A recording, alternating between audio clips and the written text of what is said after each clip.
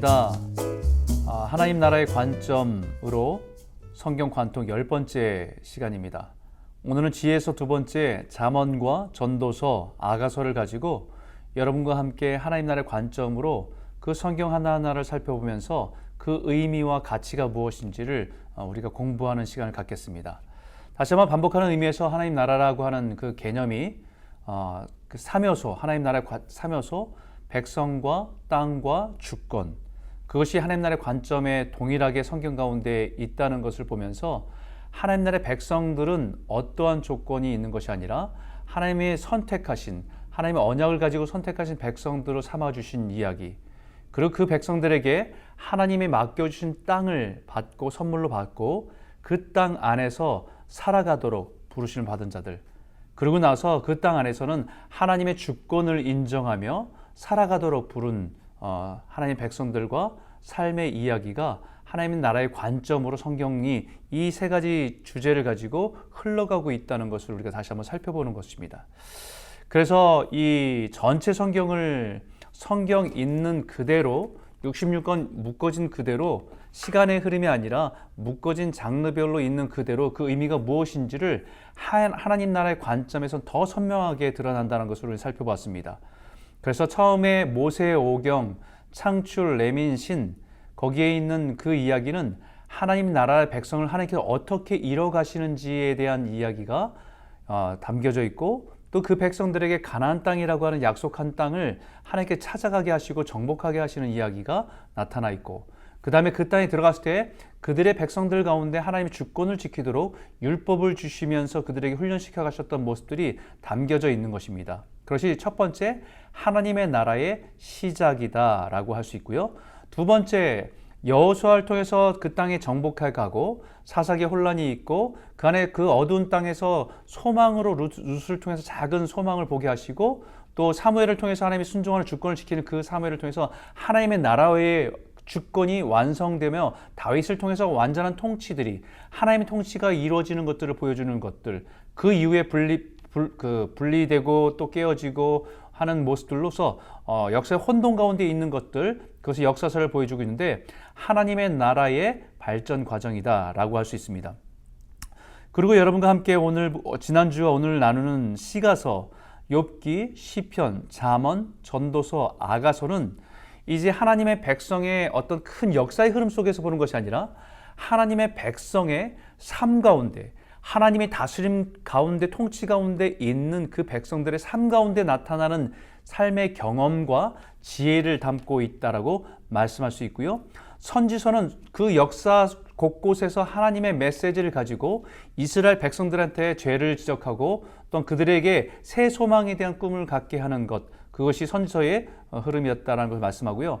그 다음에 복음서로 넘어가면서 하나님 나라의 새 소망이 예수 그리스도를 통해서 성취되었다는 것을 보여주는 것이 복음서이고, 그 예수 그리스도의 복음이 이제 사도를 통해서 이제 교회들로 그 지역으로 선포되어지고 확장되어 가는 것이 이제 역사서의 모습이고, 역사서 속에서 수많은 교회들이 세워지고 성도들이 세워진 사람들, 믿음으로 의롭다 하셔서 하나님의 백성 된 사람들의 삶 가운데 신앙과 삶의 모습이 무엇인지에 대해서 보여주는 것이 서신서, 마지막 계시록을 통해서 하나님 나라가 완성되는 것이 이 성경 전체 66권이 그렇게 큰 맥으로 하나님 나라라는 관점으로 흘러가고 있다는 것을 볼 수 있다는 것입니다. 우리가 시가서라고 하는, 또 지혜서라고 하는 이 5가지 성경을 보게 되면 사실은 장르로 묶은 거죠. 장르로 묶었습니다. 시가서라고 하는 장르 속에서 묶은 거지만 여기에는 하나님의 백성의 지혜와 삶이 담겨져 있다고 말씀할 수 있었죠. 그래서 지난주에 살펴봤던 욥기에서 가장 중요한 키워드는 한계라는 것입니다. 사람의 한계, 인생의 한계, 피조물로서의 한계, 가장 인생이 사람이 무엇인가에 대한 질문, 그리고 인생에 대한 근본적인 질문이 하나님의 존재 앞에서 우리가 그 답을 찾아가는 사람들이지, 그것이 우리가 다 알 수 없는 한계를 가지고 있다는 것을 적나라하게 들어주는 것이 욥기의 모습이었다는 것을 우리는 배웠습니다. 욥의 친구들은 엘리바스, 빌닷, 소발이라고 하고 또 나중에 엘리후라고 하는 균형이 있는 신학도가 와서 하는 이야기들도 다 나름대로의 의미가 있지만 자신의 경험에 기초해서 그 사람을 이해하고 고난을 이해하는 데서는 한계가 있다는 것을 보여주고 있다는 것입니다. 그 한계 앞에서 하나님의 임재 앞에 결국은 욥이 자신의 한계를 인정하고 하나님의 주권을 인정하는 것이 이제 욥기의 주된 모습이었다는 것을 말씀할 수 있고요. 그 다음에 시편을 통해서 시편에 복 있는 사람이라고 시작한 시편은 150편에 걸쳐서 하나님의 율법과 주권이라고 하는 커다란 주제의 흐름 속에서 수많은 인생의 다양한 경험들이 다 담겨져 있다는 것입니다. 수많은 인생의 다양한 경험들이 있지만 결국은 그 속에서 하나님의 율법을 지키고 순종하며 주권을 인정하는 삶이 결국은 하나님을 찬송하는 삶으로 나아가게 된다는 것을 보여주는 것이 시편의 궁극적인 흐름이었다는 것을 말씀하고 있죠. 그래서 시편의 키워드는 경험이다. 그 다음에 오늘 나누게 될 이 잠언과 전도서와 아가서는 잠언은 인생의 실제에 대한 얘기죠. 여러 가지 인생의 오랜 우리의 인생 먼저 살았던 조상들과 지혜자들로부터 얻는 우리 인생의 실제적인 지혜들이 무엇인지를 배울 수 있는 것이 잠언이다. 그리고 전도서는 이게 허무주의처럼 뭐가 허무하다 의미 없다라고 얘기하는 것처럼 부정적으로 얘기하는 것 같지만 결국은 전도서가 얘기하는 것은 해 아래에 있는 것들은 허무하고 의미가 없지만 그러나 우리의 삶은 해 위에 가치 있는 것을 바라보며 살아가야 존재라고 하는 그런 가치를 우리에게 가르쳐주고 있다라고 할 수 있습니다. 아가서는 마치 사랑 이야기처럼 러브스토리 같은 이야기처럼 왕과 한 여인의 이야기를 우리에게 보여주고 있지만 그것은 하나님과 하나님의 백성 가운데 친밀한 사랑의 관계 속에 있는 것을 신랑과 신부의 모습 속에 있는 것을 우리에게 보여주고 있는 사랑이라고 하는 주제 속에서 우리에게 하나님과의 관계를 보여주고 있는 것이다 라고 할 수 있습니다. 그래서 먼저 잠언을 먼저 살펴보면 잠언은 하나님 나라의 관점에서 이 의미를 살펴보면요 하나님을 경외하는 지혜와 지혜의 실제다라고 할 수 있습니다. 그래서 여기에 중심된 구절은 잠언 9장 10절인데 여호와를 경외하는 것이 지혜의 근본이요 거룩한 자를 아는 것이 명철이니라 라고 말씀합니다. 그러니까 지혜가 뭐냐? 하나님을 경외하는 것에서 시작된다라고 말하고 있는 것입니다. 그래서 이 잠언을 31장까지 쫙 펼치면 지난번에 말씀드렸던 것처럼 성경을 매일매일 매삼주오 매일 3장 읽고 주일날 5장 읽어야 성경 일독을 하는데 잠언은 매일매일 읽으면 12번, 1년에 12번 읽고 반복할 만큼 가치가 있다라고 지혜를 얻을 수 있다라고 해서 우리에게 잠언은 지혜를 가리키는 성경으로 알려져 있습니다. 여기에 잠언을 1장서부터 31장까지 펼쳐서 보게 되면요. 이 잠언의 저자는 솔로몬이다라고 얘기합니다. 솔로몬과 아굴 그리고 르무엘 왕의 잠언이다. 그래서 이 지혜로만 묶어놓은 그런 성경 마치 어떤 격언 같기도 하고 어떤 유명한 명언 같기도 한 그런 말들로 이 주제별로 이어져 있는 것을 볼 수 있습니다. 여기 르무엘이 누군지는 잘 모르겠습니다. 성경에 찾아볼 수 없는 이름이고요. 그 이름이 처음 여기에 등장하는 이름이기 때문에 그 때문에 하나님께 속한 이름이에요. 하나님께 속았다라는 의미를 갖고 있는 이름입니다. 그래서 그 어머니가 그 아들에게 주는 그런 메시지를 마지막으로 담고 있다는 것입니다.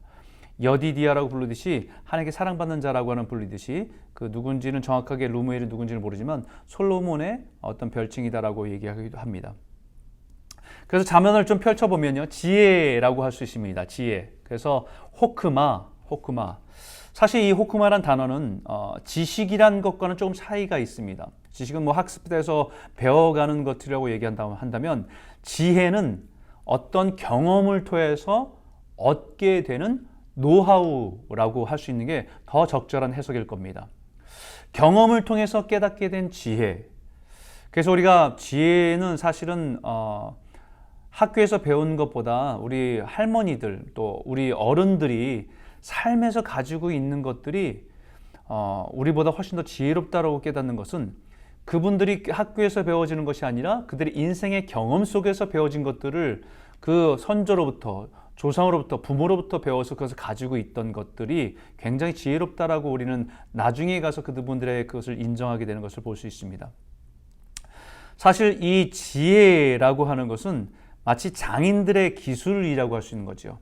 어떤 노하우는 사실은 그것을 습득하기가 참 어려운 거지 않습니까? 그 직접 해보지 않고 수많은 실패를 거듭해보지 않고 그것을 얻을 수 없는 것처럼 장인들이 무엇인가를 만들 때 그분들 안에 새겨진 아주 지혜로운 어떤 삶의 기술이라고 할 수 있는 것이 이 잠언이다라고 말할 수 있습니다. 그래서 잠언의 목적은 첫 번째, 하나님을 경외하는 것, 하나님을 더 경외심을 갖고 섬길 수 있도록 우리를 인도한다는 것입니다. 이건 fear God, 하나님의 두려움과 공포가 아니라 하나님께 경배하고 하나님께 경외하는 삶으로 이끌어가도록 우리에게 주는 지혜다. 두 번째는 이 잠언의 목적은 우리 자신을 하나님 앞에 낮추도록 하는 겁니다. 아무리 우리가 지혜롭다고 많은 것을 알고 많은 것을 배웠다고 해도 이 성경에 있는 잠언 하나님의 지혜 앞에서는 우리는 겸손하게 낮출 수밖에 없는 존재임을 인정하는 것입니다. 세 번째는 이 잠언의 목적의 세 번째는 내 인생의 주인이 내가 아님을 깨닫는 것입니다. 내 인생의 주인이 내가 아니고 하나님이 내 인생의 모든 것에 주권을 가지고 계신 분이다 라고 하는 것을 인정하는 것이 잠언의 목적이라는 것이죠. 그 한마디로 얘기하면 이 잠언에서 중심적으로 얘기하는 것은 뭐냐면 하나님을 경외하도록 이끈다는 겁니다.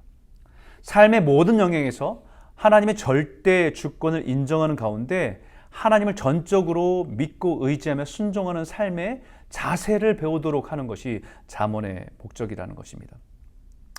진정으로 하나님을 경외하는 사람은 자신을 지혜롭다고 생각하거나 말하지 않습니다. 인간의 지혜와 능력으로 자신의 삶과 역사를 이끌어갈 수 없음을 인정하고 내가 아무리 좋은 계획을 세워도 그 일을 이뤄가시는 분이 하나님이심을 고백하면서 그분께 그 주권을 인정하고 순종하는 것이 지혜로운 삶인 것을 반복해서 가르쳐주고 있습니다. 그렇기 때문에 사람의 지혜와 명철을 의지하기보다는 역사의 주관자이신 하나님께 의지하고 그분께 지혜를 구하는 삶을 살아가도록 우리를 이끌어가는 것이 잠언이라는 것입니다. 그렇기 때문에 경외는, 하나님을 경외하는 것은 배우고 깨달아야 하는 것입니다. 마치 뭐와 같이요? 마치 은을 구하고 찾는 것처럼. 여기 이렇게 말합니다. 내 아들아, 내가 만일 나의 말을 받으며 나의 계명을 내게 간직하며 내 귀를 지혜에 기울이며 내 마음을 명철에 두며 지식을 불러 구하며 명철을 얻으려고 소리를 높이며 은을 구하는 것 같이 그것을 구하며 감추어진 보배를 찾는 것 같이 그것을 찾으면 여호와 경외하기를 깨달으며 하나님을 알게 되리니. 마치 무엇을 마음에 두어야 되냐면 하나님의 계명과 말씀을 두고 우리가 어디선가 하나님 말씀을 듣고 배웁니다. 그것은 우리 안에 지식으로 담겨져 있죠. 하지만 삶의 어떤 상황 속에서 그 지식인 말씀이 삶의 능력이 될 때 그것은 우리의 삶의 지혜로 새겨지는 것입니다. 능력이 되는 것입니다. 그리고 우리가 살아간 삶에 그것은 진리가 되어서 힘이 되는 것을 볼 때 우리가 하나님을 경외하기를 또 하나님을 더 알아가기를 사모하게 되고 더 알게 되는 통로가 된다는 것을 말씀하고 있는 거죠.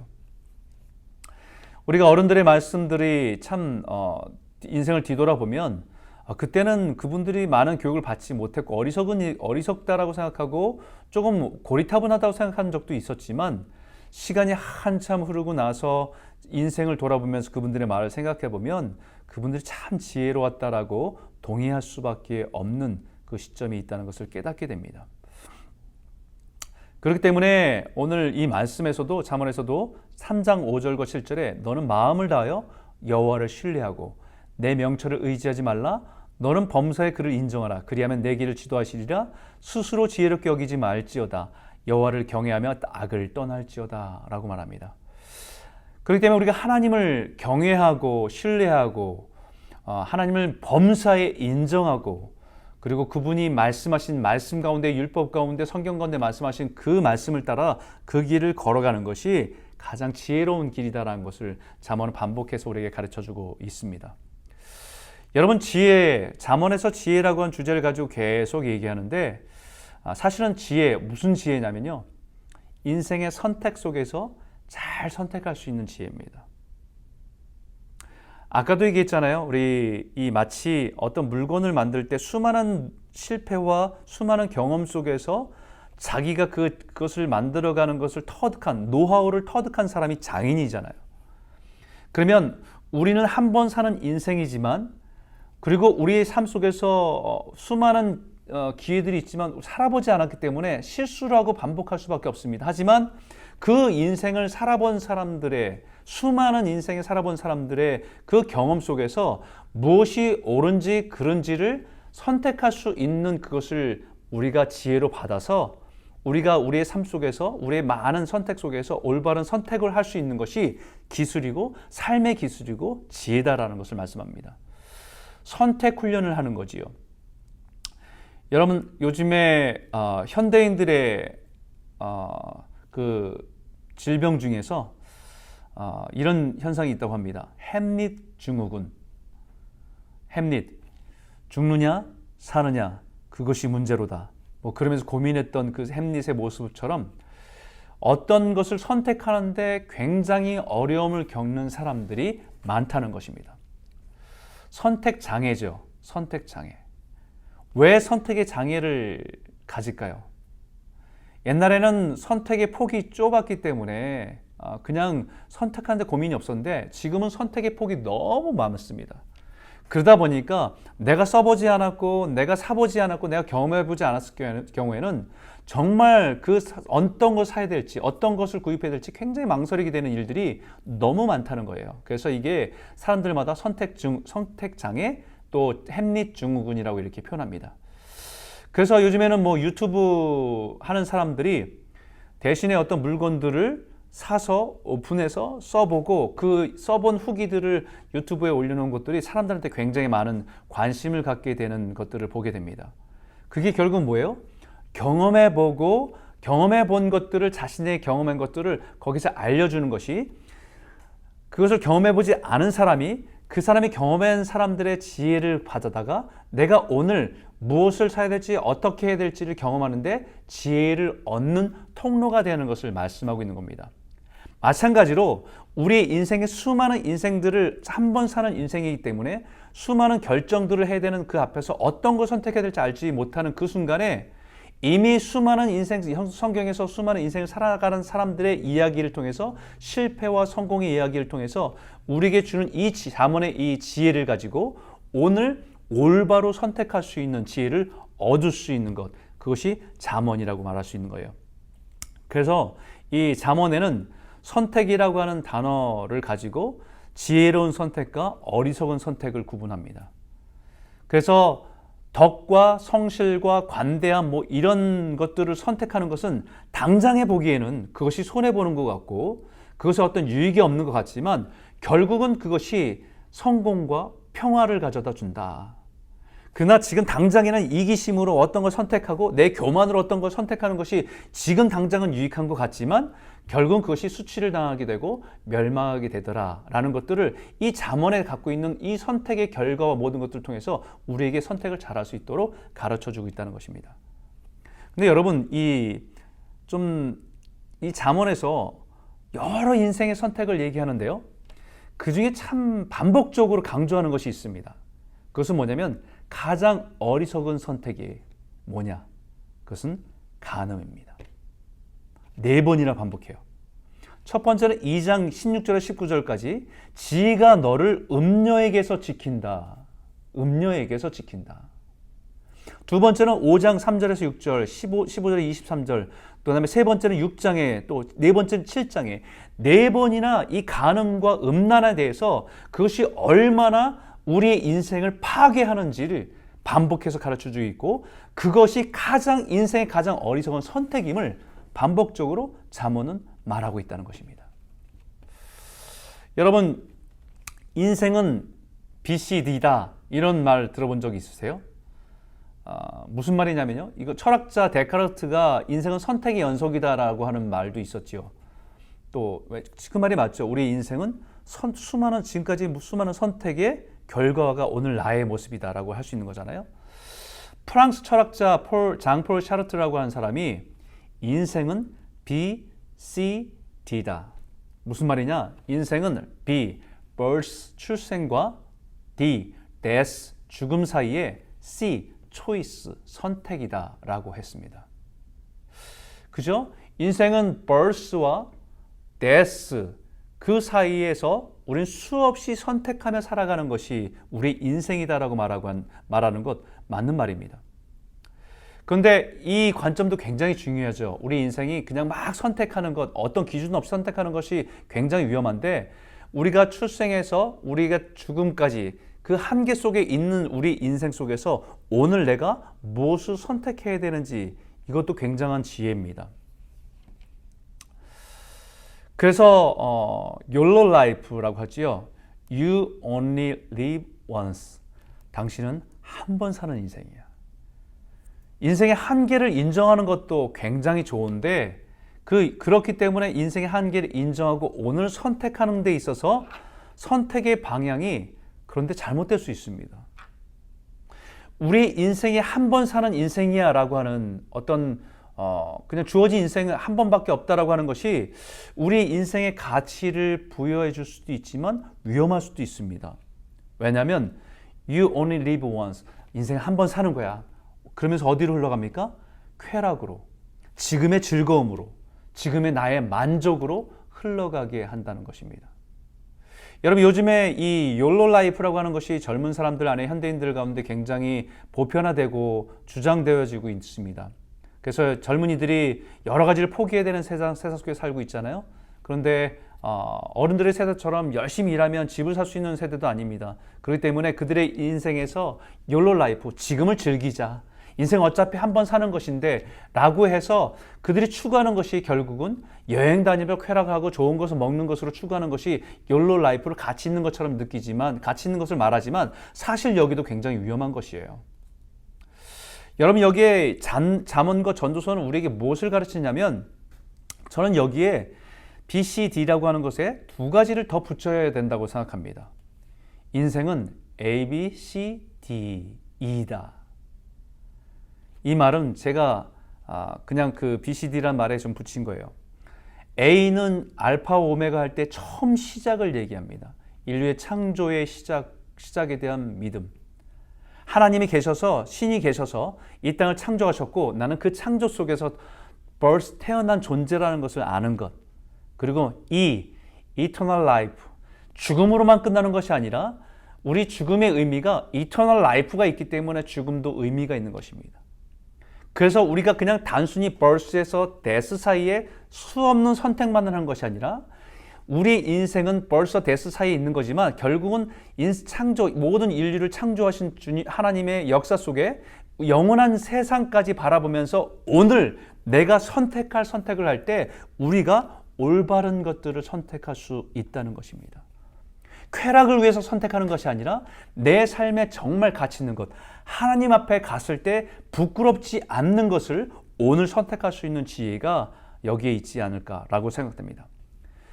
잠언은 바로 그 지혜로운 선택을 창조와 종말이라고 하는 긴 관점 속에서 우리 인생의 한계라고 하는 그 관점 속에서 오늘 내 삶에 선택해야 될 것들, 선택해야 될 지혜를 가르쳐주는 것이 잠언이다 라고 말할 수 있는 거지요.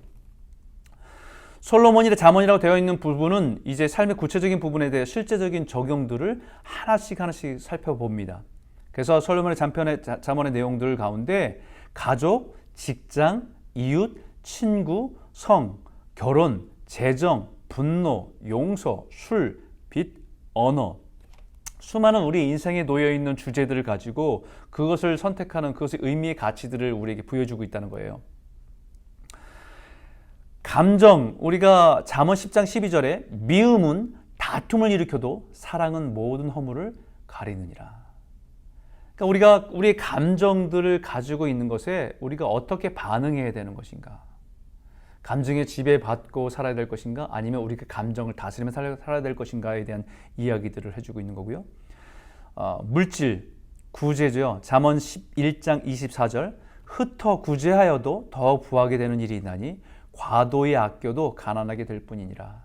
그러니까 물질의 주인이 하나님이시기 때문에 물질을 아껴서 모은다고 되는 일이 아니라 그 물질을 주신 주님의 주권 앞에서 오히려 그것을 구제하고 나누는데 오히려 하나님께 채워주시는 것들을 누리고 경험하는 것이 그 물질로 인한 지혜다라는 것을 가르쳐주고 있는 거예요. 언어 말입니다. 잠언 15장 1절에 유순한 대답을 분노를 쉬게 하여도 과격한 말은 노를 격동하느니라.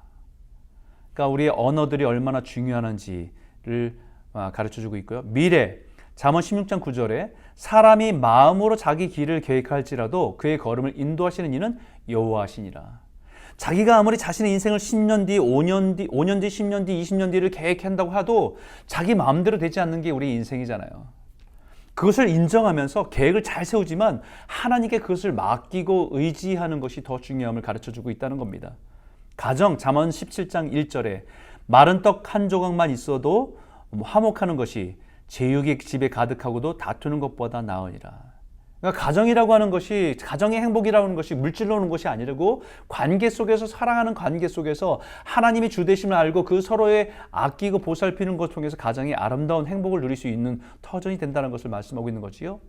잠언 관계 잠언 27장 2절에 타인으로 너를 칭찬하게 하고 내 입으로 말며 외인으로 너를 칭찬하게 하고 내 입술로는 말지니라. 여러분, 이 관계를 얘기하는데 타인이 나를 칭찬하도록 하라라고 말하고 있는 거예요. 그 얘기는 뭐냐면 어떻게 외인들이 나를 다른 사람이 나를 칭찬할 수 있습니까? 삶으로, 섬김으로, 헌신으로, 사랑으로 섬기고 살아가는, 하나님 말씀대로 순종하여 살아가는 것이 오히려 사람들한테 존경받고 좋은 관계 속에 살아가는 지혜다라는 것을 가르쳐주고 있습니다.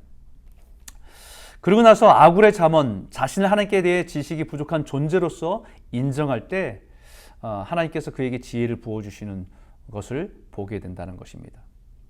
그래서 이 아굴의 잠언, 자신이 부족한 존재를 어떻게 표현하냐면 나는 다른 사람에 비하면 짐승입니다. 자기는 그러니까 도움이 필요한 자라는 거지요. 그래서 하나님의 의지하고 하나님의 총명, 하나님 부어주신 총명이 없으면 저는 짐승같이 살아갈 수밖에 없는 존재입니다라고 고백하는 것이 아굴의 자신을 돌아봤던 모습이에요. 그러면서 여기 두 가지 일을 얘기합니다. 잠언 30장 7절과 9절에 내가 두 가지 일을 주께 구하였으니 내가 죽기 전에 내게 거절하지 마옵소서. 곧 헛된 것과 거짓말을 내게서 멀리 하옵시며 나를 가난하게도 마옵시고 부하게도 마옵시고 오직 필요한 양식으로 나를 먹이시옵소서. 혹 내가 배불러서 하나님을 모른다 여호와가 누구냐 할까 하오며 혹 내가 가난하여 도둑질하고 내 하나님의 이름을 욕되게 할까 두려움함이니라. 물질이 많고 적음이 아니라 그 물질 때문에 하나님에 대해서 내가 하나님 주권을 인정하지 않는 삶을 살까 봐 그것에 대해 걱정하면서 하나님께 그것을 나를 지켜주십시오라고 구하고 있는 것입니다. 그리고 그가 구하는 것은 하나님, 물질이 아니라 나에게 필요한 양식만 있으면 됩니다. 이걸 결국 예수님께서 우리에게 가르쳐준 일용할 양식이죠. 주기도문을 통해서 가르쳐준 일용할 양식을 구하며 그 은혜 가운데 사는 거잖아요.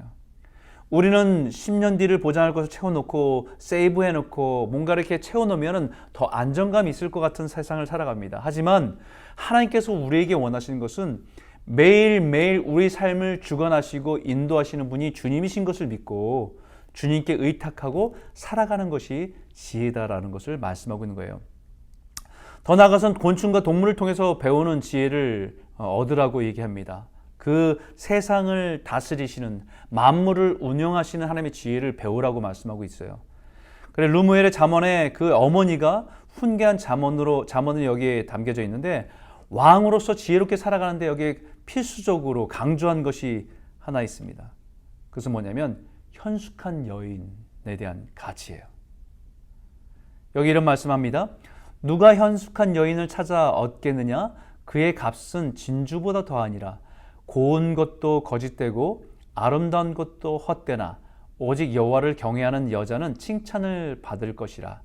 그 손의 열매가 그에게로 돌아갈 것이요 그 행한 일로 말미암아 성문에서 칭찬을 받으리라. 현숙한 여인이 누구냐? 하나님을 경외하는 여인이에요. 외적인 아름다움이 아니라 내면의 영적인 원리와 성숙함을 가지고 있는 그 여인이 왕인 당신에게 복이다라고 하는 거예요. 여러분, 어쩌면 이게 솔로몬이 지었다고 한다면 솔로몬이 가장 치명적인 실수 아닙니까? 수많은 왕비들을 두었고 궁녀들과 함께 살았던 그의 인생 모습에서 아름다움을 추구하고 매력적인 여자를 추구했던 솔로몬의 모습에서 가장 치명적인 실수가 아니었을까? 왜 왕에게 현숙한 여인을 강조하는가? 현숙한 여인은, 하나님을 경외하는 여인은 하나님부터 얻는 지혜를 가지고 남편을 도울 수 있는 배필이기 때문입니다. 여러분, 세상에서 이런 말을 하지요. 세상을 움직이는 것은 남자고 그 남자를 움직이는 것은 여자다. 예전에 속담말에도 아내의 말을 잘 들으면 자다가도 떡이 나온다. 이런 얘기들 있잖아요. 아내들이 굉장히 지혜롭습니다. 그냥 다 아내들이 다 지혜로운 것이 아니라 하나님을 경외하는 아내들이 지혜롭습니다. 주변을 돌아볼 줄 알고 또 겸손하게 하나님의 마음을 가지고 남편을 도울 수 있는 배필이기 때문이죠. 그래서 이 르무엘 왕에게 술의 위험, 여자의 위험, 그렇기 때문에 그 현숙한 여인의 중요성을 그 어머니의 입을 통해서 잠언으로 왕에게 가르쳐주고 있다는 사실입니다. 전도서입니다. 전도서는 하나님 나라의 관점에서 의미를 보면 하나님의 백성의 진정한 가치, 하나님의 백성을 살아가는데 진정 가치, 무엇을 추구하며 살아갈 것인지를 우리에게 가르쳐주고 있다는 것입니다. 여기에 전도서 12장 13절 우리 한번 보면요. 이래 결국을 다 들었으니 하나님을 경외하고 그의 명령들을 지킬지어다. 이것이 모든 사람의 본분이니라. 여러분, 지혜를 말하고 가르치는 것에 대해서 잠언과 공통점이 있지만 어조와 분위기는 완전 다릅니다. 잠언은 하나님의 복, 그리고 선택을 통해서 하나님의 복을 추구하고 그것을 형통하게 되는 것, 그리고 행복하게 사는 삶이 무엇인지 포커스를 맞추었다고 한다면 전도서는 허무하고 헛수고하고 무의미함에 포커스를 두고 경각심을 일깨워주고 있다는 것입니다. 다시 말하면 잠언은 인생의 긍정적인 부분을 강조해서 하나님을 경외하도록 한다고 한다면 전도서는 인생의 부정적인 부분을 부각시켜서 결국 하나님을 경외해야 함을 강조하고 있다는 것입니다. 왜 우리가 부모님들이 자녀들에게 가르칠 때 훌륭한 사람을 보여주면서 너도 저 사람처럼 되려면 열심히 이렇게 해야 된다라고 가르칠 때도 있고, 또 악한 사람을 보여주면서 너도 저 사람처럼 되지 않으려고 한다면 너도 열심히 이렇게 해야 된다라고 부정적인 것을 보여주기도 하고, 그러면서 우리가 어떤 가치를 그 아이들에게 가르치는 것처럼 마찬가지인 것 같습니다. 부정적인 것을, 인생의 부정적인 것을 통해서 진정한 가치를 가르치려고 하는 것이 전도서라는 것을 잊지 마십시오. 그래서 전도서의 12장까지의 말씀으로 펼쳐지는데, 아까도 말씀드렸던 것처럼 일의 결국을, 우리 인생의 수많은 인생들의 모든 결국, 시작과 끝의 모습들을 다 보여주고 나서 진짜 가치가 뭐냐라고 우리에게 보여주고 있는 것이에요. 전도자가 누군지 다윗의 아들 예루살렘의 왕 솔로몬이라고 우리는 알고 있지만 대부분의 거기에 동의를 하지만 그렇지 않을 수도 있다라고 할 수 있습니다. 어떤 사람은 그것이 지혜지만 솔로몬의 이름을, 가치를 부여하면 오히려 그 내용이 훨씬 더 부각되기 때문에 솔로몬의 저작이다라고 우리에게 말하고 있다라고 하는 부분도 있습니다. 12장까지의 내용들을 살펴보면 이렇게 시작합니다. 전도자가 이르되 헛되고 헛되며 헛되고 헛되니 모든 것이 헛되도다. 해 아래 있는 모든 것들이 헛되다라는 것을 계속해서 강조하고 있는 것이 전도서예요. 그런 질문이 있죠. 그럼 무엇이 의미 있는 삶인가? 헛되지 않는 삶은 그럼 없는가? 삶의 목적은 과연 어떻게 헛되지 않고 의미 있게 가치 있게 사는 것은 무엇일까라고 하는 질문을 가지고 시작하게 하는 거예요. 여러분, 여기에 헛되다라는 의미가 히브리어로 헤벨이라고 하는 말입니다. 이 말은 허울 좋은, 무가치한, 안개, 연기 이런 뜻입니다. 그래서 야고보서 4장 14절에도 내일 일을 너희가 알지 못하는도다. 너희 생명이 무엇이냐? 너희는 잠깐 보이다가 없어지는 안개니라 라고 말합니다. 우리 인생이 안개와 같다. 마치 뭔가 실제가 있는 것처럼 막 있었는데 결국 보니까 안개와 같이 허무하더라. 이것을 전하는 것이 야고보서의 말씀이었고 또 우리에게 이 전도서를 통해서 전해주는 메시지입니다. 인생의 여러 영역들 거기 안에서 지식을 구하려고 애써봤지만 결국은 아무 소용이 없더라라고 하는 것입니다. 인생의 쾌락이 최고라고 생각해서 열심히 좋은 것들로 만족을 얻으려고 해보았지만 그것 또한 허무하더라. 인생에 열심히 일하면 무엇인가 성취하는 것 같고 무엇인가 목적을 이루고 나면 뭔가 뿌듯한 것 같은데 결국은 그것도 허무하더라. 그렇게 얻은 것이 결국 누군가에게 넘어가고 결국 나에게 남는 것이나 유익한 것은 없더라. 행복을 찾아서 열심히 찾아봤지만 잠깐이지 결국은 그것도 허무하더라. 사랑을 찾아보면 내 인생에 무엇인가 의미 있는 것 같고 내 존재에 의미가 있는 것 같이 찾아봤지만 결국은 그것도 허무하더라. 권력을 얻어서 그것을 추구하고 그것을 취했을 때는 굉장히 무엇인가 능력이 있는 것 같고 대단한 것 같은데 결국은 아무것도 아니더라. 돈이 힘 있는 것 같아서 돈을 추구하고 돈을 얻어봤는데 결국은 허무함 가운데 있더라라고 하는 여러 가지의 인생의 수많은 우리의 주제들을 가지고 우리가 추구하는 것들을 가지고 그것의 시작과 끝, 결국을 보면서 허무함을 말하고 있다는 것입니다. 왜 이런 것들이 헤벨인가, 허무한가? 인생은 결국 시간 안에 갇혀서 그 한계 가운데 살아가는 존재이기 때문이고 또 다른 이유는 우리의 인생은 모두 다 죽음이라는 현실을 피할 수 없기 때문이다. 그렇죠? 우리의 인생에서 참 그때는 굉장히 그것이 차이가 나는 것 같고 가치가 다른 것처럼 느껴졌지만 인생이 지나고 보면 별것 아니잖아요. 뭐 그렇게 잘생긴 사람도 그렇게 아름다웠던 여인들도 40대가 되면요 평준화가 일어납니다. 뭐 다 비슷해요. 배도 나오고 주름도 생기고 머리도 빠지고 외모의 평준화가 생긴다고 그럽니다. 50대가 되면 지식의 평준화가 생긴대요. IQ가 그렇게 높고 공부도 잘했던 그런 사람들이 50대가 되면 그 사람의 나나 뭐 깜빡깜빡하고 어디다 열쇠 뒀지 뭐 이러면서 뭐 그것을 깜빡깜빡하는 모습이 50대가 되면 다 지식의 평준화가 일어나고 60대가 되면 물질의 평준화 다 리타이어해서 이제는 그렇게 잘 나가던 사람들도 그냥 다 고만고만하게 살아가고 70대가 되면 건강의 평준화 그렇게 건강한 사람들도 그렇게 대단하지 않다는 거예요. 80대가 되면 자손의 평준화가 일어나고 90대가 되면 그 앞에서 죽음의 평준화가 이루어진다는 거 합니다. 사람마다 높은 산과 계곡처럼 차이가 있는 것처럼 보이지만 결국은 인생은 그 죽음 앞에서 다 평등한 존재고 그냥 허무한 존재더라라는 것을 발견하는 것이 인생이다. 그래서 인생은 헤벨이다. 그 해 아래의 인생은 허무하다라는 것을 강조하고 있는 겁니다. 헤벨을 받아들이면 그래 인생은 허무한 거지. 받아들이면 해 아래 인생의 허무함을 받아들이면 잘못하면 허무주의로 빠집니다. 또 우울증도 올 수도 있고요. 근데 성경이 그 허무주의와 의미 없음에 그런 염세주의로 빠지게 전도서는 우리를 이끌어가냐? 아닙니다.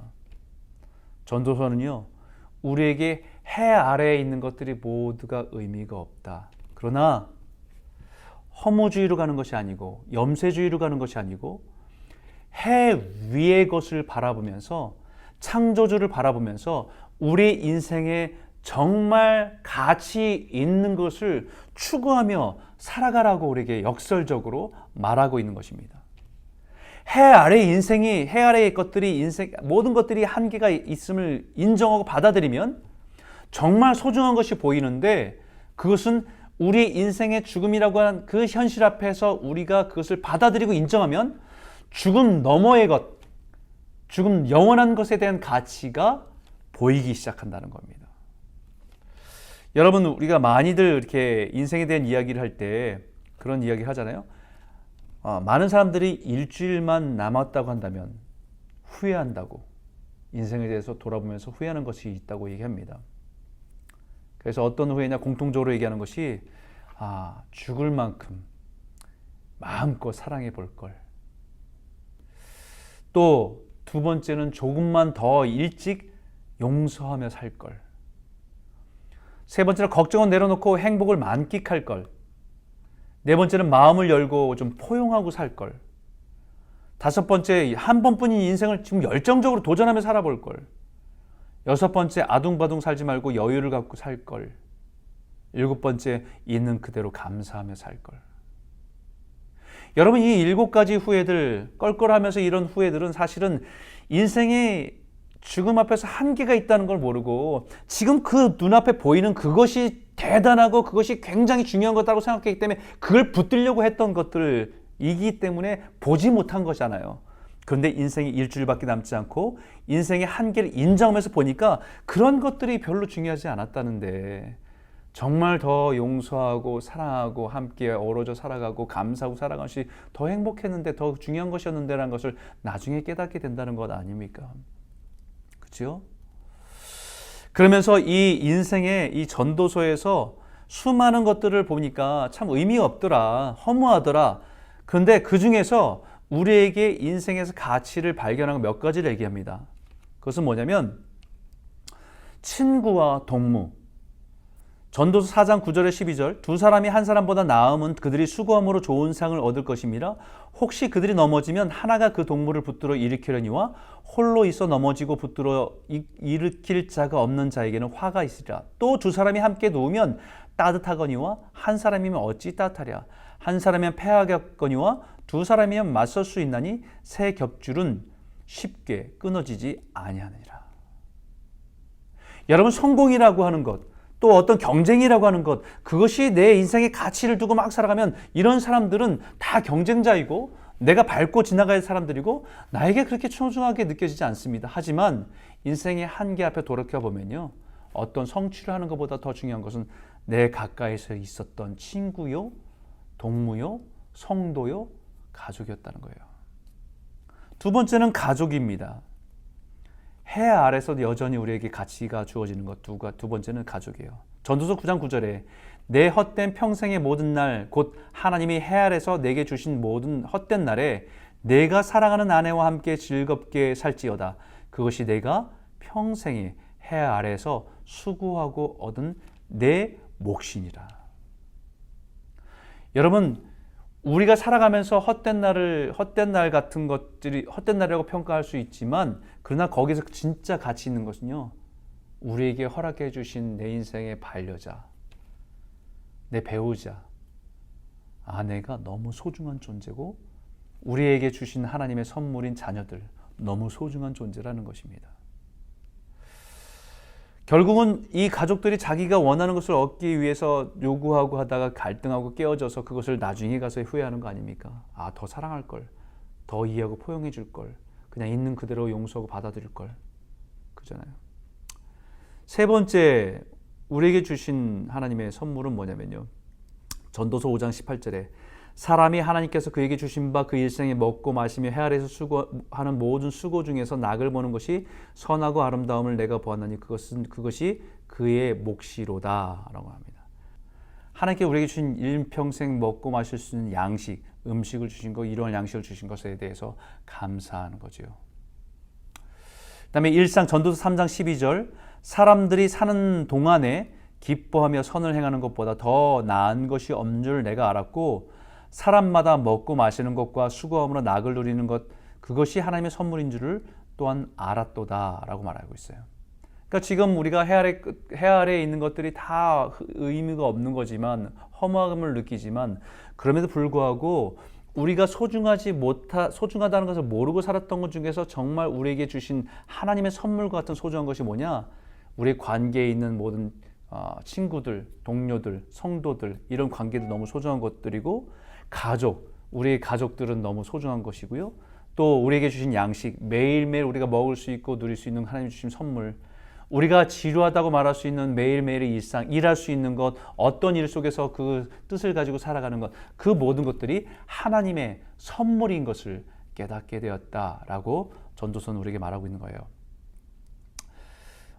그래서 해 아래 의미가 없다라고 하지만 결국은 이 네 가지 안에서 하나님의 복을 누리고 주권을 지키고 살아가는 것은요, 하나님 앞에서 하나님의 나라를 바라보면서 영원한 것에 대한 가치에 부여해서 의미가 있는 것을 말하고 있는 거죠.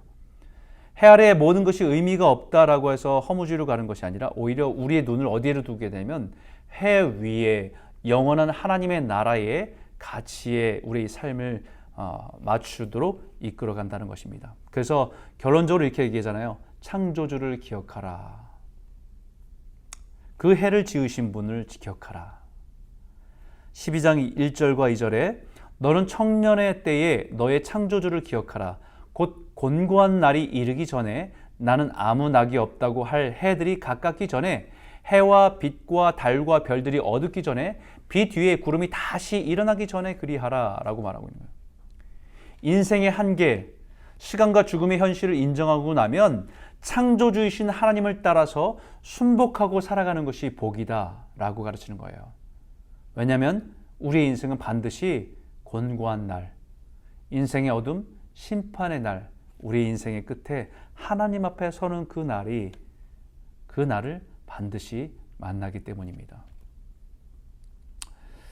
그래서 우리 인생의 이 헤벨, 허무하다는 것을 받아들이면, 우리 인생에 한계가 있다는 것을 받아들이면 우리가 선택할 수 있는 것은 결국은 하나님의 말씀, 영원한 것을 붙들고 오늘 우리가 그 가치를 가지고 살아가야 된다는 것을 전도서는 역설적으로 말하고 있는 거예요. 12장 13절과 14절에 일의 결국을 다 들었으니, 일의 결국, 모든 일의 끝, 시작과 끝, 인생의 시작과 끝, 인류의 시작과 끝을 다 들었으니 결국 우리의 삶이 어디로 가요? 하나님을 경외하며 그의 명령을 지키는 것으로. 이것이 모든 사람의 본분이고 하나님은 모든 행위와 모든 은밀한 일을 선악간에 심판하신다라는 거예요. 모든 문제의 끝을 다 들어보고 보았으니까 우리 인생의 결론이 뭐냐? 하나님을 경외하고 하나님의 명령대로 사는 것이 복이고 그 영원한 나라에서도 가치 있고 의미 있다는 것을 말하고 있는 것입니다. 왜냐하면 우리가 살아가는 모든 삶의 선택과 결정, 우리가 추구한 것, 가치 있게 여긴 것, 그 모든 것에 대해서 우리는 하나님 앞에 가서 그 심판대 앞에 그것이 모든 것이 다 드러나게 될 것이기 때문입니다. 그때의 기준은 성공했냐 실패했냐가 아니고 무엇을 대단한 것을 이뤘냐 그것도 아니고 하나님의 선과 악이라고 하는 하나님 주권으로 가지고 살아가도록 우리에게 주신 하나님의 말씀이 기준이 되어서 우리의 인생을 평가하시기 때문입니다.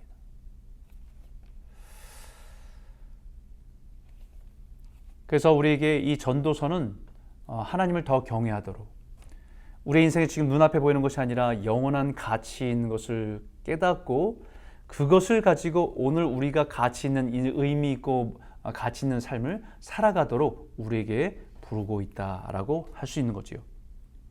아가서입니다. 솔로몬에게 속한 노래 중에 아름다운 노래라고 Song of Songs라고 되어 있는데요. 마치 이게 연애 소설 같은 그런 장르지 않습니까? 여기에 하나님 나라의 관점의 의미를 살펴보면 하나님의 백성의 진정한 사랑이다. 하나님의 백성이 하나님을 진정으로 사랑하는 사랑 이야기라는 겁니다. 반대로 또 하나님이 하나님의 백성을 사랑하는 사랑 이야기죠. 여기 중심 구절은 많은 물도 이 사랑을 끄지 못하겠고 홍수라도 삼키지 못하나니 사람이 그의 온 가산을 다 주고 사랑과 바꾸려 할지라도 오히려 멸시를 받으리라. 이것이 솔로몬 왕과 술람미 여인의 사랑 이야기처럼 보이지만 하나님의 백성과 하나님과의 사랑 이야기, 예수님과 성도의 사랑 이야기를 우리에게 말해주고 있다는 것이죠. 그래서 아가서는 8장까지 되어 있습니다. 8장까지 되어 있어서 여기에 이 술람미 여인을 소개하는데 이렇게 소개하고 있어요. 1장 5절에서 6절에 이렇게 소개합니다. 예루살렘 딸들아, 내가 비록 거무나 아름다우니 게달의 장막 같을지라도 솔로몬의 휘장과도 같구나. 내가 햇볕에 쬐어서 거무스름할지라도 흘겨보지 말 것은 내 어머니의 아들들이 나에게 노하여 포도원 지기로 삼았습니다. 나의 포도원을 내가 지키지 못하였구나 라고 말하고 있어요. 무슨 말인지 사실은 잘 이해하기 좀 어려운데, 무슨 말이냐면 이 사랑하는 여인이 어떠한 존재냐면요, 사람들이 볼 때는 검고 마치 게달의 장막, 검은 이 게달의 장막이라고 하는 것은 검은 장막이고 세상에 때가 타고 추해서 그런 모습인 것을 얘기하는 거예요. 세상으로 볼 때는 가치 없어 보이고 때 타고 더럽다라고 얘기하지만 솔로몬에게, 누구예요? 이 왕에게는 그 여인이 솔로몬의 휘장 같다라고요. 너무 아름답다라고 하는 거죠. 무슨 얘기냐면 솔로몬이 이 슐람미 여인에게 사랑에 빠져서 세상 사람들은 그를 더럽다고 뭐 추하다고 때 탔다고 피부색이 검다고 얘기할 수 있지만 솔로몬에게 너무 소중한 존재고 너무 아름답다는 겁니다. 이 얘기가 하나님께서 하나님의 백성을 보실 때 이와 같다는 거예요. 우리가 볼 때는 우리 자신들이 세상에 볼 때는 우리가 너무 연약하고 부족하고 잘하는 것도 없고 너무 부족한 사람들이지만 하나님 보실 때는 너무 존귀하고 소중한 존재다, 너무 아름답다라고 말씀하는 것이 하나님이 하나님의 백성에 대해서 말씀하는 가치입니다. 그리고 그 여인에게 나의 사랑한 자가 내게 말하여 이르기를 나의 사랑 내 어여쁜 자여 일어나서 함께 가자. 그 솔로몬 왕이 그 여인을 향해서 세상 사람들이 어떻게 얘기하든 나의 사랑, 나의 어이없은 자여, 나와 함께 가자라고 하는 것이 하나님 백성이 하나님의 백성들에게 너는 나에게 소중한 존재라고, 너무 어여쁜 존재라고 나랑 함께 가자라고 말하는 것과 똑같다는 것입니다. 사랑한 여인, 하나님 백성을 향한 하나님의 마음입니다. 아가서 7장 12절과 13절에 우리가 일찍 일어나서 포도원으로 가서 포도 움이 돋았는지 꽃술이 퍼졌는지 석류꽃이 피었는지 보자. 거기에서 내가 내 사랑을 내게 주리라. 합한 채가 향기를 뿜어내고 우리의 문 앞에 여러 가지 귀한 열매가 새 것 묵은 것으로 마련되었구나. 내가 내 사랑한 자 너를 위해서 쌓아둔 것이로다. 그 사랑하는 여인과 함께 뭐예요? 포도원을 같이 함께 일구자라고 하는 거예요. 이것은 우리의 부족한 삶이지만 하나님께서 우리의 성령을 통해서 우리를 삶 속에서 아름다운 열매를 맺도록, 포도나무의 열매를 맺도록 우리를 이끌어 가시는, 함께 맺어가자. 거기에 꽃술이 퍼졌는지 움이 돋았는지 거기 열매가 시작됐는지 한번 보면서 우리 함께 이뤄가자라고, 아름다운 동산을 이뤄가자라고 우리에게 요청하고 있는 것이 구원으로서의 초대고 성화로서의 초대라고 말할 수 있는 겁니다. 그래서 그 하나님의 사랑이, 그 왕의 사랑이 어떠하냐면 아가서 8장 7절에 많은 물도 이 사랑을 끄지 못하겠고 홍수라도 삼키지 못하나니 사람이 그의 온 가산을 다 주고 사랑과 바꾸려 할지라도 오히려 멸시를 받으리라. 그 사랑이 얼마나 어마어마한데 홍수라도 삼키지 못한다는 거예요. 솔로몬의 왕의 사랑이, 그 여인을 향한 사랑이 엄청나다는 겁니다. 마치 하나님이 우리를 향한 그 사랑도 어떤 것으로도 끌 수 없고 그것을 흩어버릴 수 없다는 것입니다. 마치 아가서는 한편의 무대에서 연출되는 사랑 이야기처럼 표현되어 있습니다. 그래서 이것을 좀 이렇게 구분되는 것들을 좀 보시고 다시 읽어보시면 선명하게 아가서가 전한 메시지가 들어올 겁니다. 첫 번째 1막은 1장 1절에서 2장 7절까지인데요. 서로를 향한 여인들의 사랑 이야기를 표현되어 있어요. 서로에 대한 사랑 고백입니다. 여인들 가운데 가장 아름다운 자라고 고백하고 있고, 서로에 대한 고백이 여기에 주어가 좀 혼돈됩니다. 내가 왕이었다가 여인이었다가 주어가 막 왔다 갔다 해요. 그래서 서로에 대한 사랑 고백을 하고 있는 모습들이 1막의 사랑 고백들로 가득 차 있습니다. 2막은 떠나 있던 사람이 사랑한 여인에게 돌아와서 그녀를 초대하고 그에게 응하고 결혼하기 전에 사랑하는 사람을 찾아 나선 여인의 이야기입니다. 사랑하는 자여, 함께 가자, 초대하는 겁니다. 그 초대에 응하는 것이, 구원의 초대에 응하는 것이 사랑한 여인의 반응이지 않습니까? 그 여인의 반응이죠.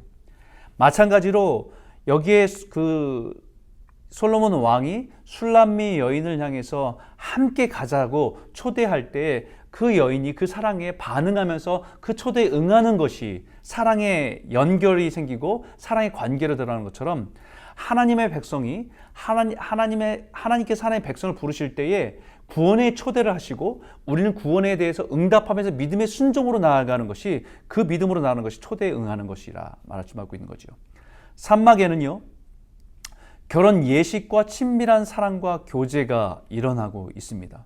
그 중에 4장 16절과 5장 1절까지는 그 아름다운 열매, 마치 요한복음의 예루살렘의 포도나무 비유를 그대로 담고 있는 것 같아요.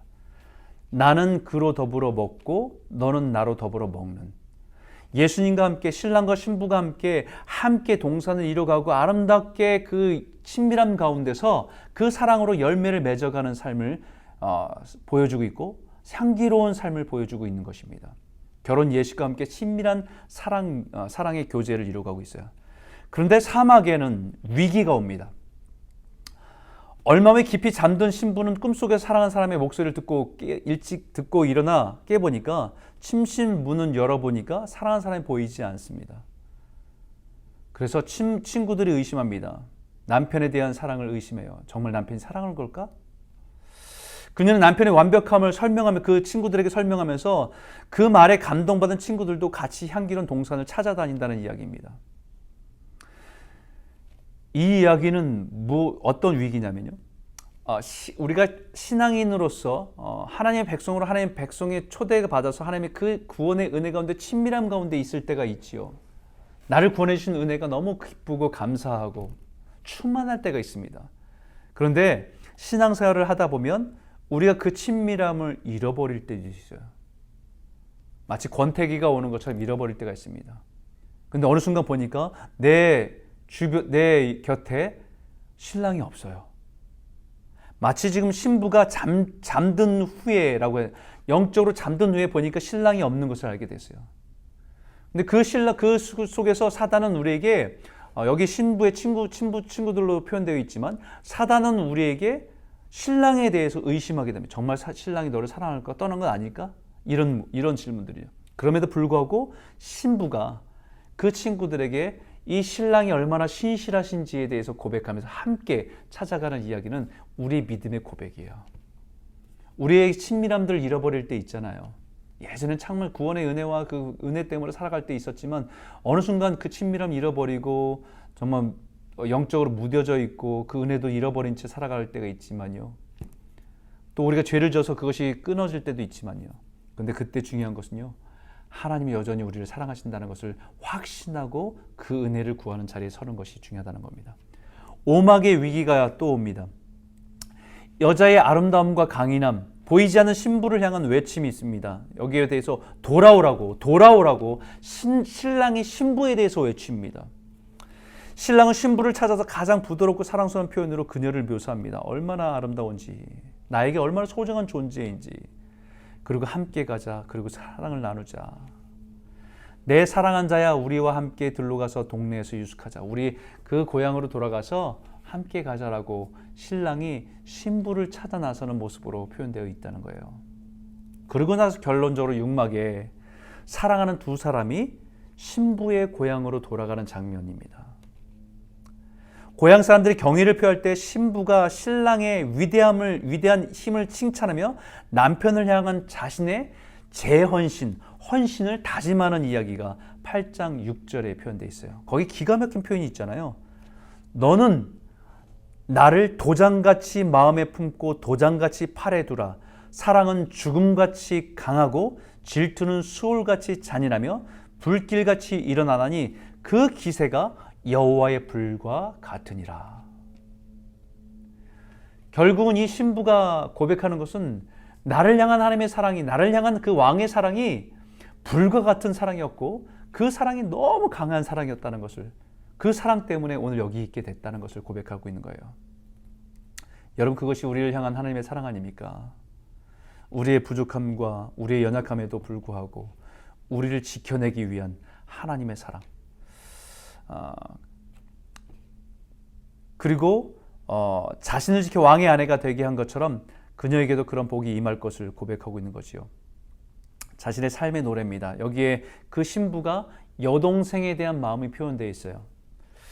마치 자기가 그런 신랑의 사랑을 통해서 행복을 누리고 있는 것처럼, 그리고 왕의 아내가 되어서 살아가는 것처럼 그녀에게도, 자기 여동생에게도 그런 복이 임했으면 좋겠다라고는 고백이에요. 여러분, 이게 뭐예요?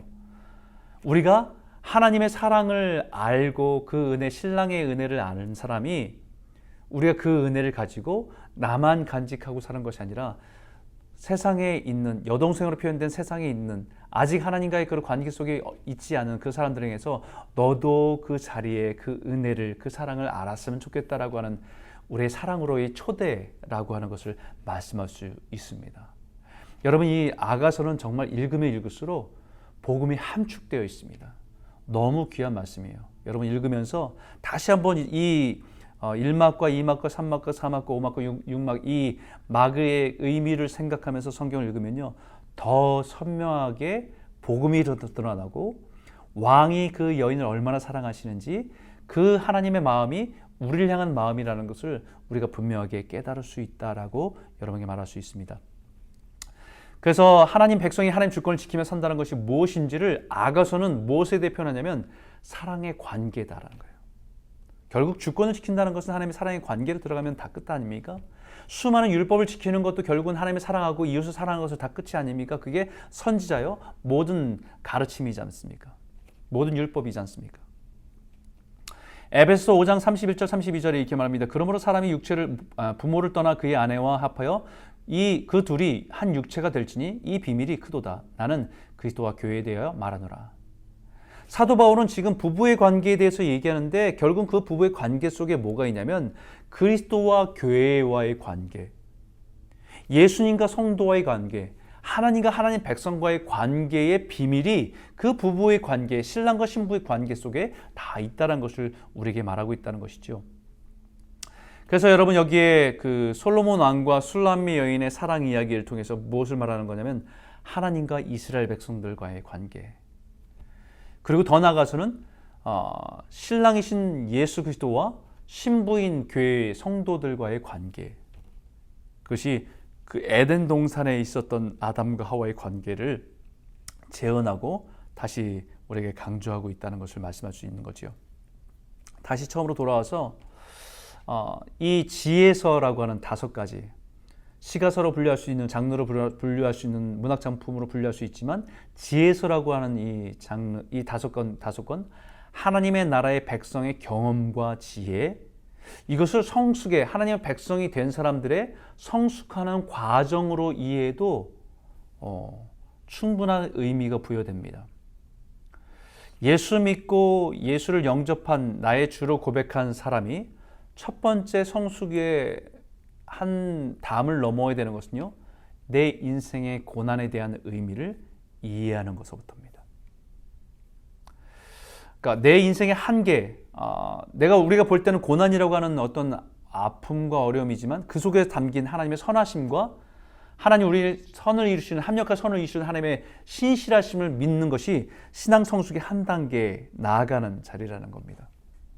늘 주시는 거, 원하는 거 주고 내가 원하는 거 얻는 것이 하나님의 관계 속에서 기브앤테이크고, 사탕을 달라면 사탕 주고 빵 달라면 빵 주고, 이런 관계가 아니고 내가 원하지 않은 고통이지만 그 안에 담긴 하나님의 선하심을 깨닫는 것이 신앙의 성숙의 첫 번째 단계라는 겁니다.